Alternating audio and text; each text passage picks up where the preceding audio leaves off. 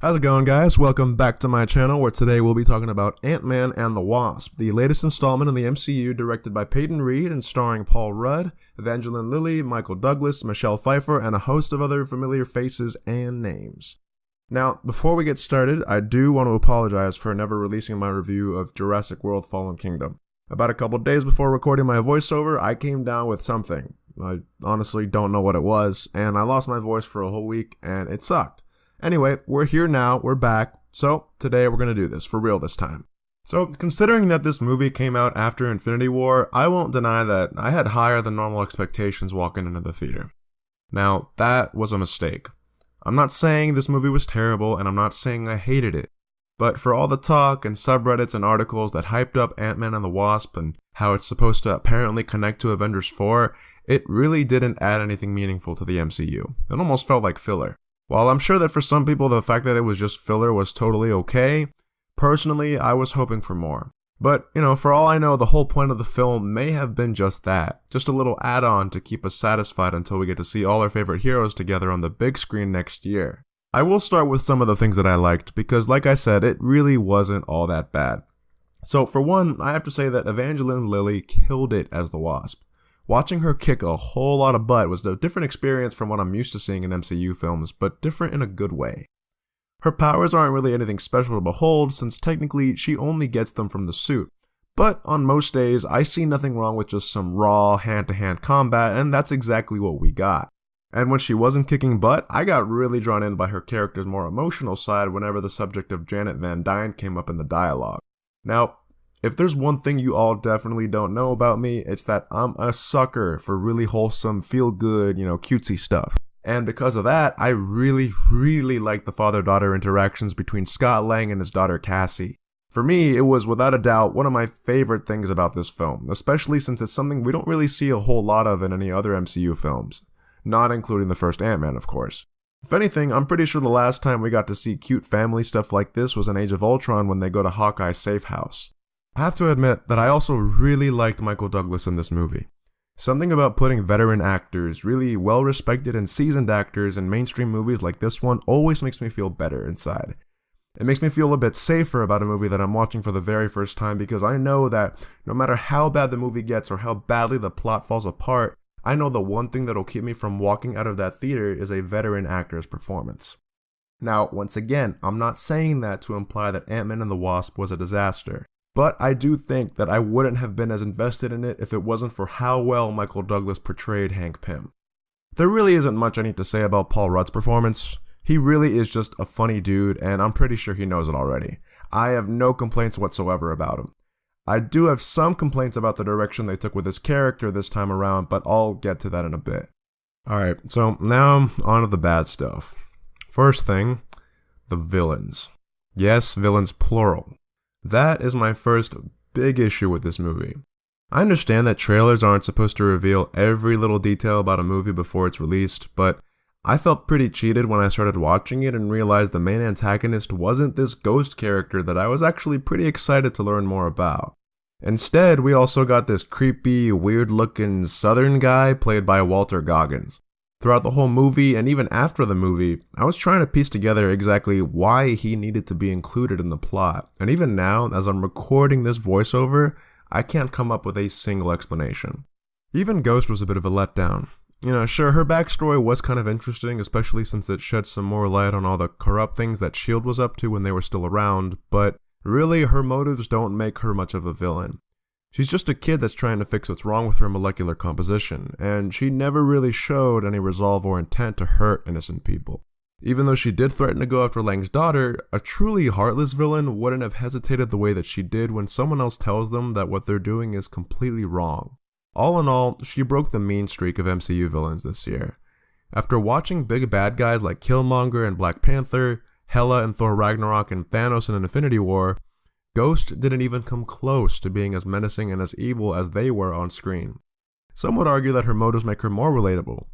And I guess I'd have to agree, but at the end of the day, I do feel like they could have given her more screen time over Walter Goggins' character.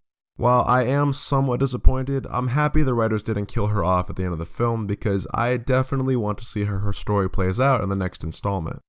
Another problem I had with Ant-Man and the Wasp goes back to what I was saying earlier about Evangeline Lilly's character. Once again, I really loved seeing how quickly Hope Van Dyne adapted to the whole being a superhero thing, but in doing so, I also noticed that the film kind of sidesteps Scott Lang whenever he puts on the suit. For a majority of the fight scenes, it felt like the focus was more on the Wasp than on Ant-Man himself. At some points, Ant-Man was practically useless cannon fodder and was no better than a simple sidekick. And while I know anyone else can make the argument that being off the field for 2 whole years is enough to explain why he's so slow now, it really isn't. I mean, Lang's already squared off against some pretty serious supers before, so why should the situation be any different? After all, the movie is called Ant-Man and the Wasp, not the Wasp and Ant-Man. Now, what I'm about to say is something that I'm sure no other video review has touched on, so this is probably a very unpopular opinion, but here goes. I did not like Michael Peña's character. I didn't like him in the first Ant-Man either. I have a lot of respect for Michael Peña, and I've seen enough of his work to confidently say that he is a good actor. But something about his character in the Ant-Man films just really annoys me. I do think he serves a very important purpose in both movies, but it isn't the purpose that most people would think of. I mean, let's be honest with ourselves. If you've seen both movies, then you know he's supposed to be the comic relief, but for me, he just wasn't. I don't know whether it was because of the script he was given or just the execution of some of his lines, but I didn't really find Luis funny in most of the scenes he was in. The only scene that really had me laughing, and laughing hard, was the one where he was being interrogated with the truth serum. There were quite a few moments in the movie that were confusing, but they also really managed to pique my interest, and one of them was the first meeting between Hank Pym and Bill Foster. First of all, hats off to both Fishburne and Douglas for making me feel the way anyone should feel when they're watching two people have a superheated argument, and that feeling is anxiety. Those two clearly have a very rough history that not even their little argument was enough to address, and I'm hoping that at some point we get to see how their past professional relationship connects some of the dots in the MCU. The other moment that stuck with me was the scene where Hank makes it to the quantum realm and finds his wife after literally 30 years apart. The first thing that really confused me about this scene was that Janet Van Dyne seemed to be in almost perfect health, at least physically. Sure, now she's old and gray, but aside from that, she looks practically the same as she did the day she got stuck in the quantum realm in the first place. The second thing that I found hard to believe was that her mental health was pretty stable too. Before this scene, it had already been mentioned several times throughout the movie that Hank and Hope thought she was completely alone in there. Now, I'm no expert on the human mind, but I know that if I was forced to live in a place completely alone for 30 years, I would probably lose my mind within the first month. So, something's definitely up, and even though she did say she adapted to her environment over time, that doesn't tell us enough. So naturally, I have a lot of questions, some of which I can't even put into words yet.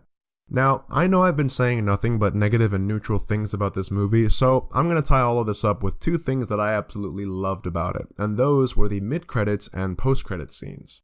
Even though I did see them coming because the internet is just, chock full of spoilers, they didn't happen exactly the way I expected, so they still managed to catch me quite off guard.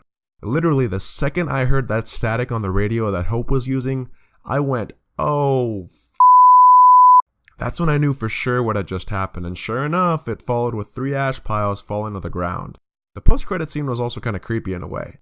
Empty house, emergency broadcast blaring over the TV, and a ginormous ant just mindlessly playing the drums. It seems like something straight out of a Ray Bradbury novel. Overall, I thought the movie was just okay. Was it fun?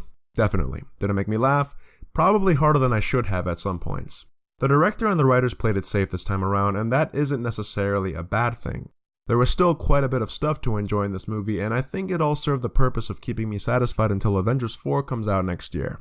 But it wasn't epic like most of the MCU movies we've come to know and love. And while I know it's unfair to compare it to a cinematic behemoth like Infinity War, the timing of its release didn't really give me much else to compare it with aside from the first Ant-Man movie. With this review, I give Ant-Man and the Wasp a score of 7 out of 10. As always, thank you guys so much for watching, especially the 5 or 6 of you who seem to always come back here for some reason. I'd love to hear about your own thoughts on the movie in the comments below, and if there's something y'all thought that I should have covered, then by all means, please call me out on it and we'll talk it out. Also, at this time, I am taking requests for the next movie that I review on my channel, so if there's any movie in particular that you want me to cover in 2 weeks, well then there's another reason for you to leave a comment below. And finally, if you liked what I had to say about this movie and you're interested in seeing more reviews like this one, make sure to hit those like and subscribe buttons on your way out. I'll be sure to see you all in the next one. Keep it real, guys.